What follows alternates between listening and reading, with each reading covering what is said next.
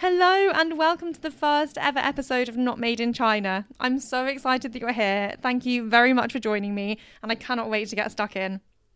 I'm Shaosheen. I was adopted from China when I was 9 months old from Jiangsu province, and I've lived in sunny England ever since. As I was growing up, there wasn't so much mainstream information about adoption, so I figured why not make this podcast, talk to other adopted friends, family, anyone who's really been touched by adoption, to be honest, because everyone has such a different experience, such a different story to tell, and even though it all comes under the same umbrella of adoption, everyone's experiences are just so vastly different. And I think I've got a lot to learn, really, because although I've lived through it myself, certainly would not call myself an expert because I can only speak from my own experience. So I'm really looking forward to getting to know a few more people and hearing their stories. For the first episode, I thought who better to talk to than my wonderful mum, Margaret. So she's kindly agreed to come on and have a chat with me about her experience with the adoption process and some of the challenges they faced. Who knows, it might unlock a few memories as well, because we don't really talk about this stuff at home a lot anymore. So it'd be nice to sit and reminisce for a bit. Anyway, without further ado, let's jump right into it, and I hope you enjoy eavesdropping on our conversation. Thank you very much for joining me and being my very first guest on my podcast. I'm really excited to have you. So obviously we're going to be talking about how we normalise adoption in the household when I was younger. And for me, I think one of the best things has always been, I've never known I was adopted. I always knew I was adopted. So there was never a day I woke up and you told me and I had a crisis and it was just a disaster. And I just would love to know, why was that so important to you? And was there anything in particular that you did when I was growing up to make me feel like it was normal, or to kind of make me feel like it wasn't an unusual situation? Well, yes. Hi, it's nice to be on your first podcast with you. Yeah, that's a big question. We did decide to talk about adoption with you right from the beginning, from when you arrived in our home, or even before that, when we collected you from China. And the reason for that was that we didn't want for you ever to experience a shock. That maybe our family situation was different from others. But it wasn't just that for that reason. I mean, one of the reasons was that it just felt totally natural to us anyway. It didn't feel like an unusual event, although obviously we realise it was. It just felt like second nature to us, maybe partly because we'd been used to travelling and meeting people from overseas, so we were totally used to living with a mix of cultures. So that really helped, and we did loads of things to make everything feel normal to you, because for us it was normal. So I don't think we were uncomfortable about it in any way. I think it definitely showed, and I think just growing up having so many friends who've been through the same experience, whether they've been adopted from China or other countries, I think that definitely helped me growing up. So before you did adopt me, I know you did lots with children adopted from China, so Catch, and got involved with lots of organisations and got to know local parents who were adopting from China too. So how far before you adopted me did you decide to kind of give me this whole network of other adopted friends? Was it something that was planned well in advance, or was it something that kind of happened more just closer to the time that you got me from China? Well, in some ways, mixing from people with other cultures, that had been going on all our lives. So that wasn't something just organised when we knew we were going to adopt you. But as soon as we decided to adopt and we began to do our application, then we did attend all the meetings that were available about overseas adoption. And we were very lucky because that was a period of time when there was a lot of information for us to access about it. And we first spoke to an organisation called Oasis, overseas adoption support and information service. And that was fantastic. They told us what the situation was like in different countries for adoption, and particularly in China, because that was the easiest country to adopt from at that time.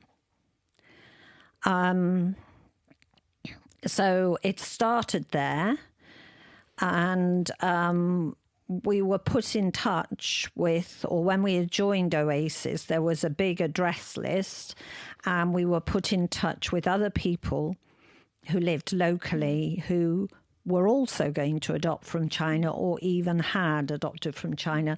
So we went to meet these people even before you or your friends had arrived in the country.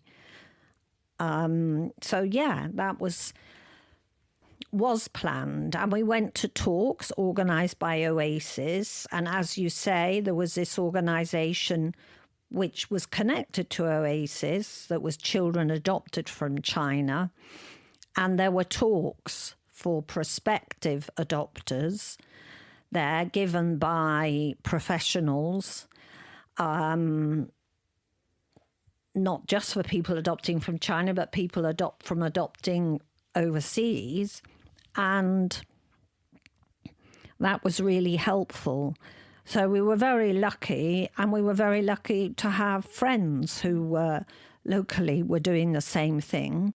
And did you find most of the other parents were quite keen for their adopted child to also have other adopted friends? Yeah, that was fantastic, actually. And we became a friendship group, and we were very lucky for that. And we met up regularly, and of course, as soon as a baby arrived, everyone came round and visited, and you were all introduced to each other. You were the last one, not the last one, one of the last ones to arrive at the time. Well, that's wrong, because there was one particular family that adopted 4. But anyway, in terms of the first child, you were one of the last to arrive. And in fact, they all came and met you at the airport, at Birmingham Airport. I remember, well, I don't remember, but I remember seeing the photos. That was really lovely. And I remembered that you were having the kitchen done, but it wasn't quite finished. And there were all those photos of us lined up on the stairs. Yeah. The day I don't know if that was the day you brought me back, but it was definitely to celebrate. It was, yeah. It was was the it? day we arrived back. That's really sweet. And we met them at the airport, and then they all came back to our house. And we didn't really have any food in, but we did have a bottle of champagne. That's all you need. I think there is a picture of Dad sat on the stairs with me, and then he's got a glass of champagne. Yeah. And there were just children lining the stairs. That's right. I think I'm fast asleep. And you were fast asleep, yes. That sounds about right. But no, that's really sweet. And I think having adopted friends has been so beneficial for me. I think it's so easy to feel like you might not fit in the Asian community, or you might not fit in the British community. But I think by having Chinese adopted friends, and also having Chinese non-adopted friends, that's been really key. And sort of growing up and seeing Chinese people, or people who look like me, in leadership positions, whether that's like a teacher or in films, or even getting me dolls that, again, not that I'm suggesting I look like my Mulan doll. not that I'm complaining if I did, but it is really good to have role models, whether they be on the screen or in education, or just being your peers who kind of look like you, and it makes you feel slightly less, different. Who am I? Different. Because I've never ever thought I was different. I know we can all be a bit weird sometimes, so I'm sure I'm different in my own ways, but in terms of how I look, I've never felt different. And I think that's huge credit to you and Dad. Like, it's really amazing, and I'm very, very grateful for it. And also I'm grateful to have so many wonderful friends, because I know, of course, we have so many friends who are adopted from China, and I've stayed close with quite a few, some in particular, of course. And yeah, it's amazing, and it really feels like I've got a sort of second sort of chosen family in those people.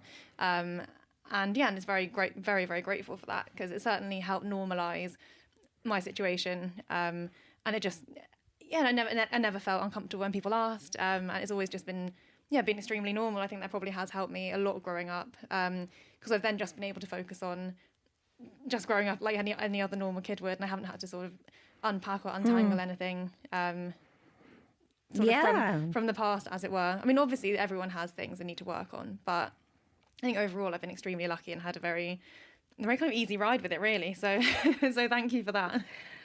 Yeah, well, you know, it was a joy for us to be able to go round and meet these other families with children in the same situation as you.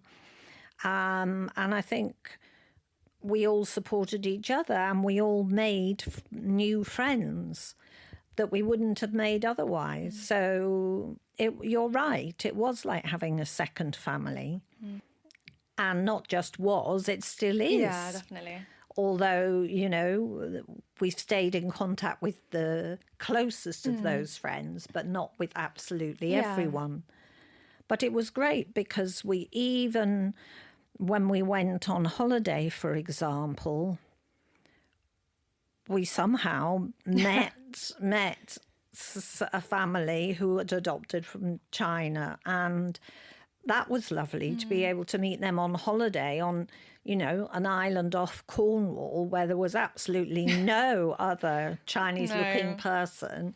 And, yeah, thanks to our good luck, we knew a family there and we got together. So it was a huge joy for us. You know, it wasn't something that we had to work at. It was just natural, and we enjoyed it, and we feel very lucky to have had that experience. Well, I'm very glad that you decided to to go through it all. Every parent experiences different challenges, and I'm sure I've thrown plenty at you, not just because I'm adopted, but also because, you know, we're human. But I am very grateful for how I've been raised and how it has been so normal, and it is just a part of who I am. And I'm sure there are a lot of challenges, especially when talking about birth parents, and actually when you do have to kind of look back and preempt that your child might act out in certain ways or might experience certain feelings, and having to kind of be prepared for that and help them understand why they might be feeling that way. I don't really remember having any particular feelings about my birth parents. I think maybe once I was upset when I was really little. And I remember you always had time just to sit down and talk to me and let me just say however I felt, and there was never any judgment. And we always made space for my birth parents. And yeah, I mean, why did you think that was important because I guess for some parents it might feel like you should leave that in the past and move on, whereas you and Dad very much made sure that there was space for them in our family if that's something that I wanted. Yeah.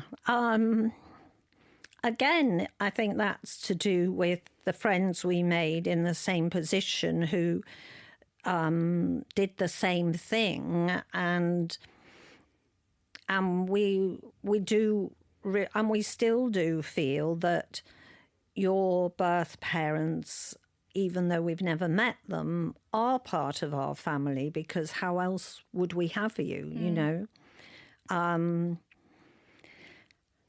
And I'm really so pleased that you're happy about it all and what happened.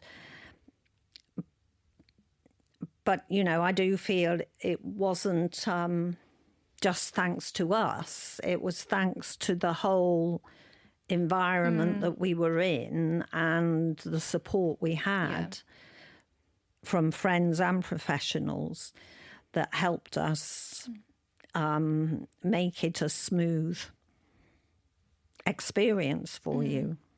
No, I definitely feel very lucky, and I'm sure the network of not even just experts but just friends, family, the people around us, the people we associate with, because they are also open-minded, they are so lovely and they are so welcoming. I'm sure just being in that space just helped hugely. But yeah, I can imagine it must be quite challenging for some parents to talk about their adopted child's birth parents, because I don't know if it happened with you, but I can imagine some people might feel a bit insecure or might feel even threatened by the idea that their child might one day want to find their birth parents. I mean, yeah, how would you even go about sort of normalising those conversations? Because especially if, you know, there are those feelings there of insecurity. Like, as a parent, it must be really hard to try and normalise the situation that's happened to your child, but whilst also dealing with feelings of insecurity and sort of jealousy. I mean, I'm sure you didn't. I doubt, or maybe you might have. I don't know, but I don't know if you kind of dealt with any of that, or whether it was just very easy for you to talk to me about it. Of course we had to deal with feelings, and certainly feelings come up. For example, as you say, how would it be if you met your birth parents and, wanted to go back to them, for example? And I suppose the way we managed was by saying to ourselves, well, in the end, anything we do had to be to your best advantage. And so, we would do whatever was best for you. However, at that time, we also knew that you were legally our child. No one could challenge that. They can't do anything about it, really, can they? The birth parents couldn't come along and say, you can't look after her anymore, because we were legally your parents then. But I did hear a little, I don't know many people, but I did hear of one or two people who did try and search for their birth parents and succeeded. And there was that monthly magazine from Catch. Yeah. For children adopted from China. And that was wonderful because it let us know what other people were doing on that subject. And some children understandably did want to find out what their roots were and meet their birth parents and tell them they were okay and so on. And there were one or two families, as far as I can remember, that did spend, or where the child did spend, a considerable amount of time with them, but she always came home to her adoptive parents in the end. But they grew up. She grew up between the two families. Oh, well. So, we were open to all possibilities. We weren't sort of perfect in any way. We just did our best. But certainly, I think all parents have the natural sort of instinct of wanting to be protective towards their child, and if your birth parents had come along, that would have felt significant. And they could still come along, who knows, if you decide one day to use your DNA to try and get it matched, your DNA matched with someone in China. And all we would say is that we would be delighted if it made you happy. That's very sweet. I mean, I've never particularly been interested. I don't know why. I probably do know why. I think it's because I've got everything I need here, really. And it would more just be curiosity. Like, it's always interesting to know what you're going to look like in a few years' time. And I guess, just physically seeing them, what they look like, that's quite interesting. But I know a lot of people probably want to know where they're from and a bit more about their birth family. But then for me, it doesn't really, I don't need to, because to me, they're just strangers. I'd love to know more about my culture. I'd love to know more about China. Obviously, I know you've told me a lot and we visited, but when the time comes for me to have children one day, I would love for them to be able to have a bit more of an understanding of their genetic heritage. But for me, I'm not really interested in finding out about the individual people, because they are just strangers to me. And I don't really have any unanswered questions. And I think any questions I did have, we did discuss when I was younger. Again, we didn't have any set answers, but we did discuss it and think about possibilities. And I think that definitely kind of helped fill any kind of void, or helped kind of with any of those unanswered questions. So I don't really have much curiosity. And also, it's really expensive. It's really expensive, and it takes up a lot of time. And I just think I'm so lucky with the people I have here. There's no room for it, really, for me. And again, I have no negative feelings towards my birth family at all. If anything, I'm glad they did what they did, because it's meant I've got this wonderful life now. But then I also understand why people do. And I think everyone's situations are so different. I think because I never really knew them, or we didn't know anything about them, it's a lot easier to then sort of separate yourself from it and and really just see them as strangers. Whereas I guess when people do have a bit more of a connection to them, they might know a bit more about them. I completely understand then why people would be interested, or even if they were still complete strangers and people still wanted to get to know them. Again, that's totally fair. Everyone has their own feelings about it. But for me, I've just never really been that bothered. I don't know. I don't know why. It's interesting because I have heard it said that, by, again, these are professionals. I have heard it said that actually it's harder if you don't know what was there to actually come to terms with things. Oh, really? So that's interesting that you feel like that. I've always been interested in Chinese culture in the way that we've explored it, but I don't feel like I have a pull there, if that makes sense. Like when I went, it's a really bad comparison, but when I used to visit London, I used to have a real pull of, okay, this is where I need to be and I'm so interested in this place. Whereas I don't really have any sort of urge to find out loads about China and to go back and visit and explore. It just doesn't, although genetically that is part of who I am. And again, I would be interested in exploring it for my child/children one day. For me, it's just not, my culture isn't Chinese. I'm a very British person. Exactly. I have a lot of friends who tell me I'm the whitest person that they know, which is, I don't know how to take that. But my culture is very, very British, and I feel very British. And I don't feel particularly Chinese, and I'm not in a bad way at all. I'm extremely proud of where I'm from, and I'm extremely proud of how I look and the fact that I look Chinese. And I think there are so many wonderful things. And do you remember when I did take you back to China and we went to visit the Welfare Institute where you had spent the first months of your life?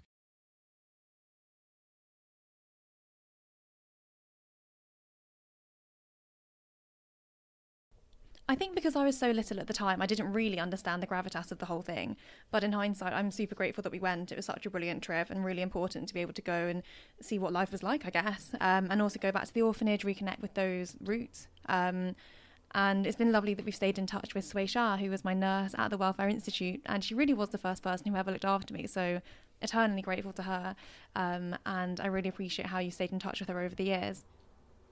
Of course, I know she speaks a very specific Chinese dialect. So I know just every year it would just be me saying Happy New Year, and then she'd say something back and I'd have no idea what she said.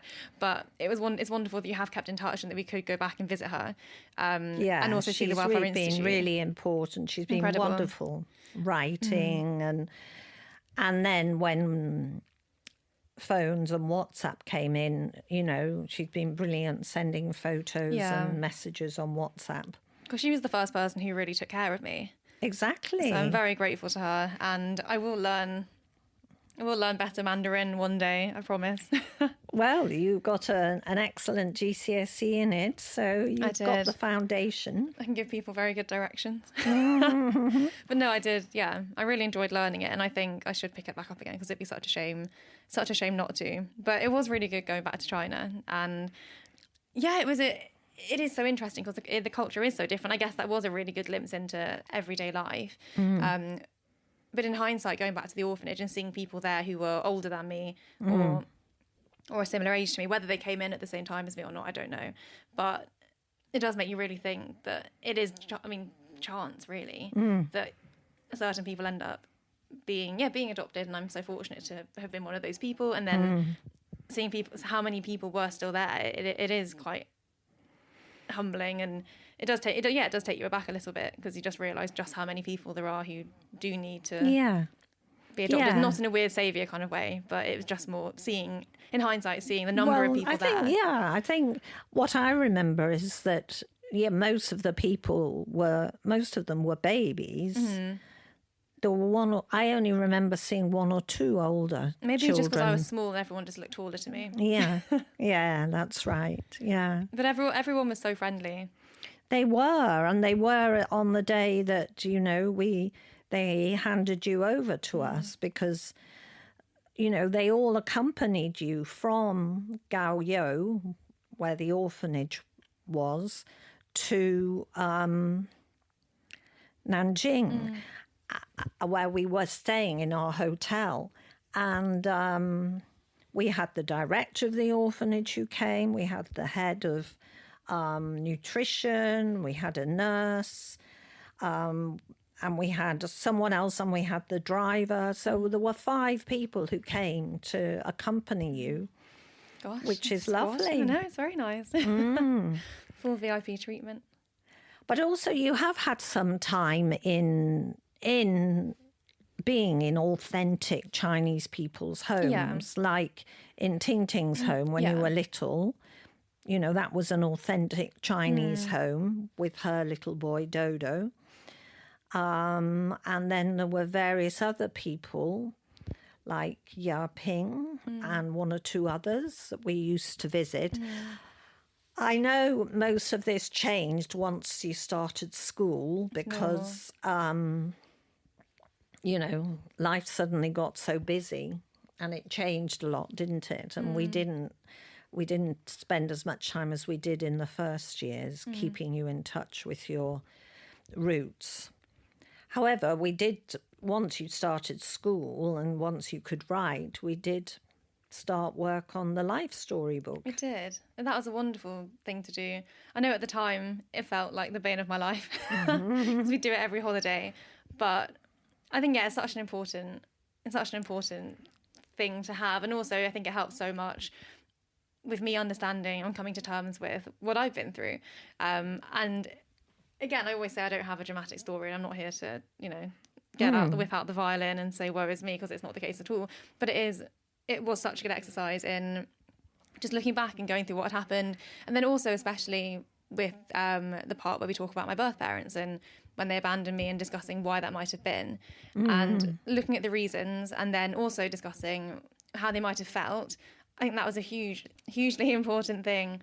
Because it's so easy to think, oh, these parents just abandon their babies and that's it. Whereas when you do that, you make them, they become human, and you realise actually these are people who've had to make a very, very difficult decision. And it does help kind of come to terms with that, because I think it helps, well, I guess it must subconsciously help the child to realise actually it was a very difficult choice. It wasn't just, they weren't just cast out on the street, they were very much loved and cared for. And also does help answer some of those usually unanswered questions, and I think it helps you find your own closure as well, especially as you're growing up. Yes. So what did you gain from those discussions that we had about your birth parents? What conclusion did you come to? Just that I didn't really deep it too much, to be honest. I think I just knew that they couldn't look after me for whatever reason. You always made sure I knew that they loved me. Whether they did or not, who knows? But but I think at the time it was so important to reiterate that, and to also, it also made me feel like they loved me and they wanted me to be safe. And I think you've always said to me, making sure the child feels safe is of the utmost importance. And I think when you do adopt a child who has been abandoned, there is, if their safety net's been sort of shattered at such an early stage in their life, making them feel safe is so important. So I think growing up, and from such a young age, is knowing that they did whatever they could to make me feel safe. Even though they couldn't look after me, they left me outside a welfare institute, and they loved me, they cared about me. Here's how they might have felt. Here's why they might have had to do it, and then from there going on to being looked after by Sui Sha, who again was an amazing support. She was wonderful. To then being handed over to you and Dad. I think it really, although it's a lot of different people, the common thread throughout the entire thing is that you were loved and we wanted you to be safe. And I think that's just carried through really into adulthood. And I think that's why I feel so secure. And I mean, even people have said to me, like Chris said to me, it's amazing how secure you've made me feel. And everyone has their insecurities. I'm by no means perfect and still get extremely anxious, as we definitely know. But I think just... I've forgotten what your original question was now, but I think... Just what you got out, what conclusion you came to from those discussions about why they weren't able to keep you. But I think you've answered a lot of that, and you made some very sensible conclusions, and it's lovely to hear that you feel really secure. That's wonderful. Definitely. I think I'm most myself when I'm at home. And I think most people, well, I don't know if most people are. I'm very lucky that I feel like it is a real safe space, and I can just be whoever I want to be or act however I want. And within reason, I don't mean I can just be shit house and get away with it. But yeah, I think just making your child feel safe is the most important thing, and that's what you and Dad definitely did. So I'm very, very grateful for that. But it is so interesting. I remember when we did the life story book, you got me to draw what I thought my birth parents would look like. Yeah, I was just thinking about that. Yeah. I hope to God they don't look like that. Because it looks like they've just got some savage deformities. And they look like potatoes. I remember I had that. I think it was like a brown, like a glitter pen. It had a really fine nib, like a gel pen. That was it, a glitter gel pen. And it was this sort of bright orangey brown. Oh yes, and then, I remember. And it was on this A4 sheet, and I drew them out and just was trying to scribble in all the skin. Yeah. So they looked like these sort of shiny mahogany potatoes. Which wasn't really, well, I hope they don't look like that. But again, it was good because it got me thinking and it made them real in a way. Not visually real, but I think it helped make them human. And I think that also helped me find empathy for them as well. Again, not that I understood what empathy was at the time. Yeah. At the time, it just felt like I was being held hostage while we were on holiday. And I wanted to go outside and play in the snow. Yeah, I remember. But in hindsight, it's definitely helped. And yeah, it's helped me understand why I'm where I am now, and also why certain things had to happen in order for me to get to the place I am now. So I'm very. I think it grateful probably for that. helped also the fact that Dad and I were teachers, so the idea of doing a life story book with a child sounded great fun, really. Did Dad do any of it with me? Oh well, It's just you, wasn't it? I think on the whole it was just me. He was outside having walks or drinking coffee. Yeah, that's no, probably true. It was a wonderful thing to do. I mean, maybe we could do one episode where we just read through it and go through it and talk about it. That would be quite nice. Yeah. But no, thank you so much for being my first ever guest. Yeah, that's my pleasure. Thank you for asking me.